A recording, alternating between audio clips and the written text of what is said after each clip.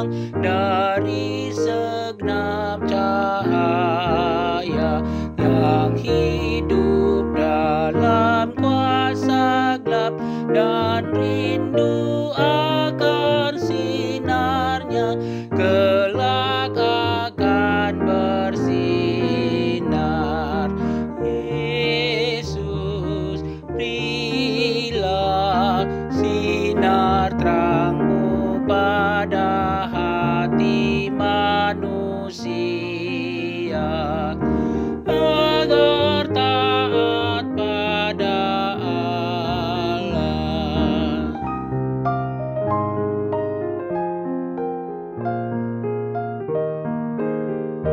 Tung ise pasona konau manang tu dia pe aulau sasada ho boto pakila lahon holong ni roham di au na bojoki na pogos jala oto unang loas au belilu hinokop mudo tondiku ikonodo tiopoku.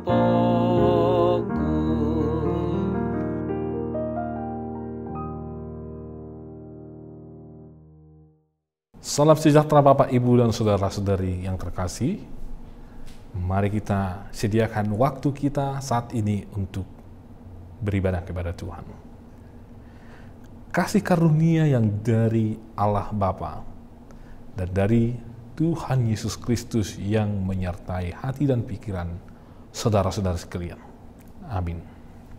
Bapak, Ibu, dan saudara-saudari, sebelum kita melanjutkan acara kita hari ini, acara renungan harian kita, kami dari keluarga Pendeta David Ricardo Hutasoid dengan istri saya Boru Sregar beserta anak saya 2 orang mengucapkan kepada kita selamat Hari Natal dan Tahun Baru di 2022 ini.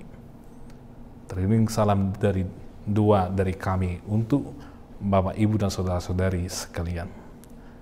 Mari kita baca firman Tuhan, Bapak, Ibu, dan saudara-saudari, yang tertulis dalam 1 Korintus 19 ayat 10.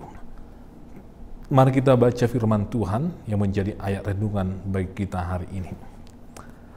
Tetapi karena kasih karunia Allah aku adalah sebagaimana aku ada sekarang, dan kasih karunia yang dianugerahkannya kepadaku tidak sia-sia. Sebaliknya, aku telah bekerja lebih keras daripada mereka semua. Tetapi bukannya aku, melainkan kasih karunia Allah yang menyertai aku. Sampai di situ pembacaan firman Tuhan. Bapak, Ibu, dan saudara-saudari, kasih karunia Tuhanlah yang membuat kita hingga saat ini menjadi eksis dalam kehidupan kita. Bila kita melihat bagaimana kita melewati tahun yang lalu, tahun 2021, di situ Tuhan sebenarnya sangat banyak bekerja di tengah-tengah kehidupan kita. Di situ Tuhan sangat banyak berkarya, menyelamatkan kita, memberkati kita, dan memberikan apa yang menjadi kebutuhan di tengah-tengah kehidupan kita.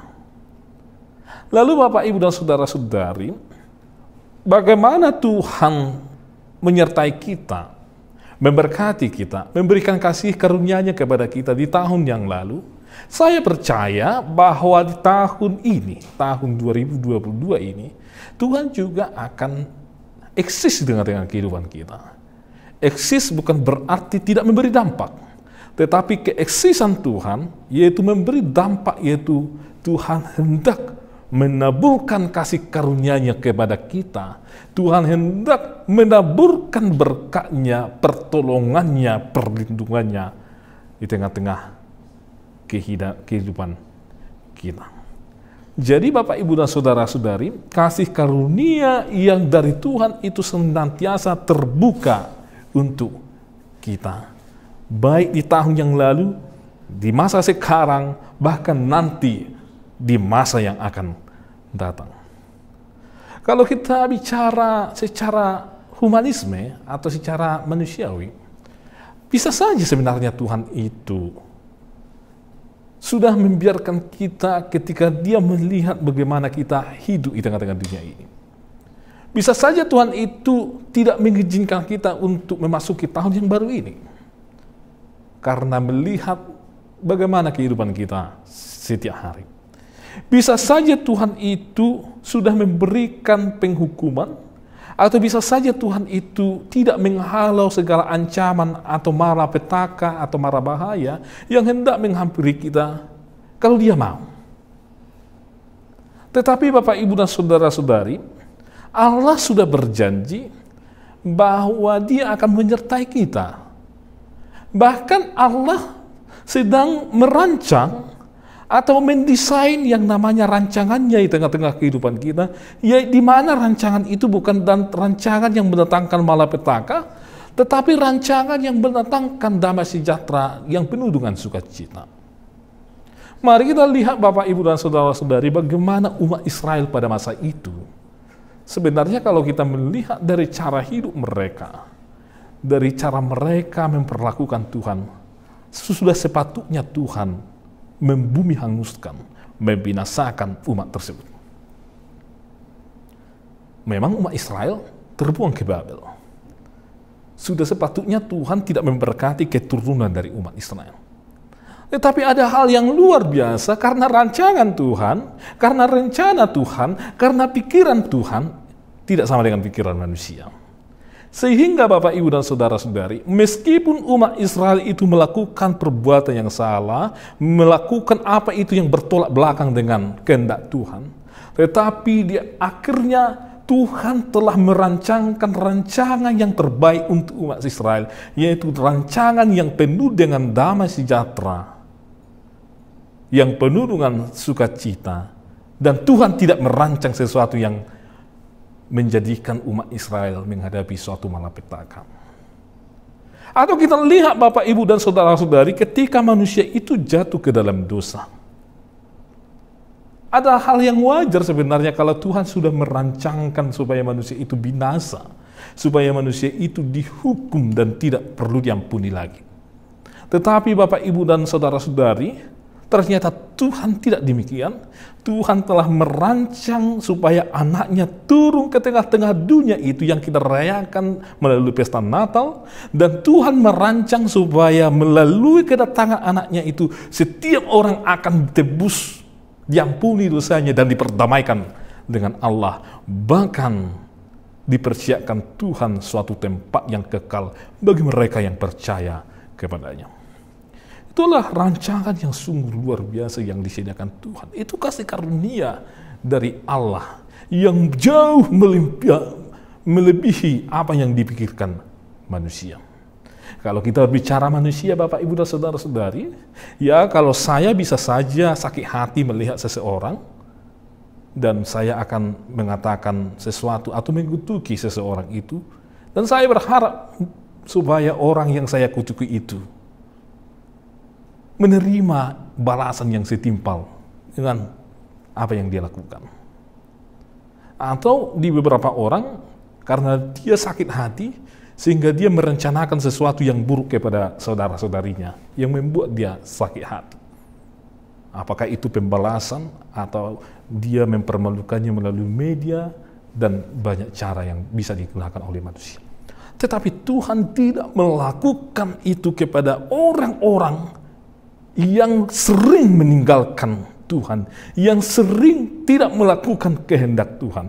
Tetapi Tuhan tidak punya rencana untuk mencelakakan. Tetapi Tuhan tidak pernah punya rencana untuk membuat generasi dari orang-orang yang meninggalkannya supaya menjadi generasi yang tidak berguna, diperbudak, atau tidak mempunyai faedah. Umat Israel kita lihat bagaimana Tuhan merancang generasi umat Israel walaupun mereka di perbuangan Babel, sehingga nantinya generasi dari umat Israel yang pulang dari pembuangan Babel menjadi generasi yang setia kepada Tuhan. Paulus juga Bapak Ibu dan Saudara-saudari dalam nas kita hari ini, dia menyadari bahwa segala sesuatu yang ada di dalam hidupnya, yang dia rasakan dalam hidupnya, yang dia lewati dalam proses kehidupannya, semuanya adalah berkat kasih karunia yang daripada Tuhan. Dan kasih karunia itu tidak sia-sia. Justru kasih karunia itulah yang membuat Paulus menjadi berubah dari cara hidupnya yang lama menjadi cara hidup yang baru. Dari cara hidupnya yang membenci saudara-saudaranya menjadi cara hidup yang mengasihi saudara-saudaranya. Dari cara hidup yang hanya memikirkan kepentingan dirinya dan kelompoknya menjadi cara hidup yang memikirkan bagaimana itu kepentingan sesamanya, kepentingan orang-orang banyak Bapak Ibu dan Saudara-saudari. Sehingga Bapak Ibu dan Saudara-saudari, Paulus memaknai bahwa ketika kasih karunia sudah diterimanya daripada Tuhan, maka dia akan memaksimalkan seluruh potensi dari hidupnya. Dan dia tidak akan menyanyiakan kasih karunia yang diberikan Tuhan kepada hidupnya.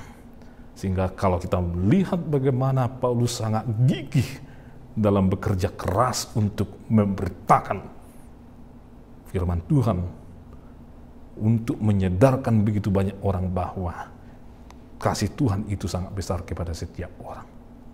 Jadi kasih karunia itu membuat Paulus menjadi sangat gigih untuk mengerjakan apa yang dia perlu kerjakan untuk kemuliaan nama Tuhan.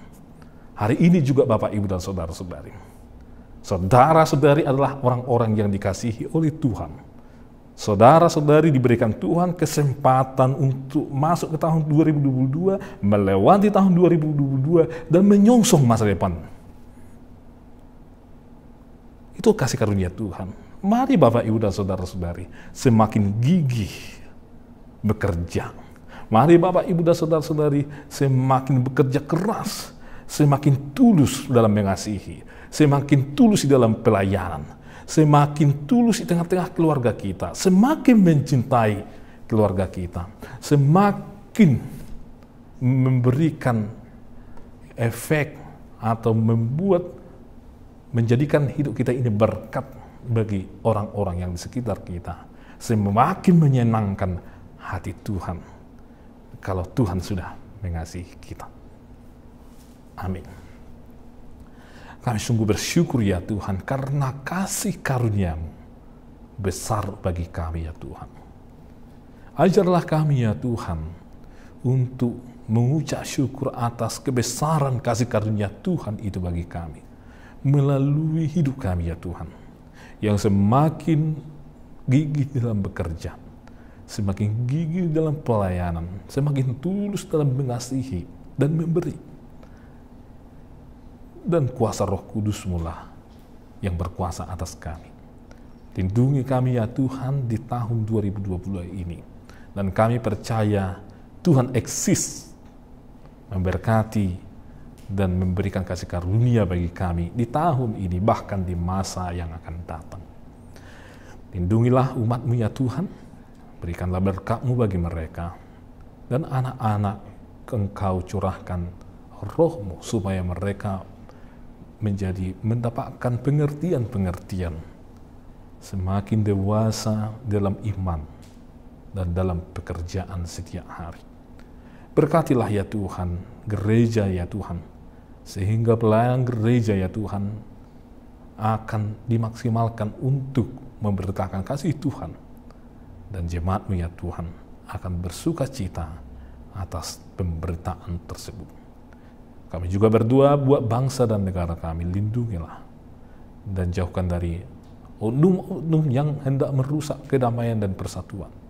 Dan kiranya Tuhan yang memberkati iklim dan lingkungan serta cuaca di tengah-tengah bangsa kami ini ya Tuhan, supaya kami bersuka cita menikmati hari-hari yang indah yang diberikan Tuhan bagi kami.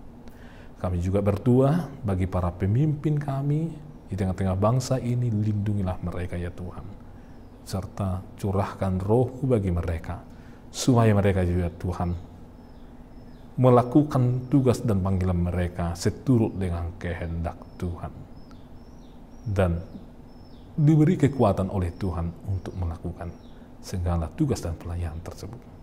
Ampuni kami ya Tuhan atas segala dosa dan kesalahan kami, sehingga kami layak di hadapan-Mu. Hanya dalam Kristus Yesus kami berdoa dan mengucap syukur kepadamu. Amin. Anugerah dari Tuhan Yesus Kristus, kasih setia dari Allah Bapa, dan persekutuan dari Roh Kudus menyertai saudara-saudara sekalian. Amin.